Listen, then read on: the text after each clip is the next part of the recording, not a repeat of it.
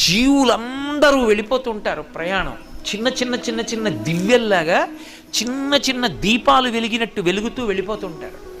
అందరూ కాలంలో ఎలా వెళ్ళిపోతూ ఉంటారంటే ఈ కాలం నడుస్తుంటే, అందుకే పోతన గారు భాగవతంలో అంటారు కాలంబు గతి అంటారు, పరమేశ్వరుడి నడక.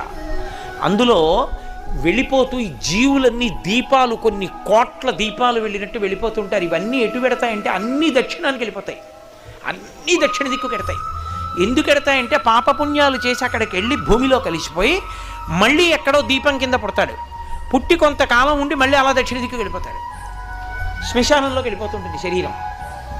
ఎవడు ఏ దీపం నేను వెళ్ళనని ఉత్తరానికి తిరిగిందో ఆ దీపం ఇక అందులోకి శరీరం పెడుతుంది, ఇక ఆ దీపం మళ్ళీ పుట్టది. అలా తిరగాలంటే ఉత్తరానికి ఎవరి ముందు కూర్చుంటే తిరుగుతుందో తెలుసా? ఒక్క దక్షిణామూర్తి ముందే.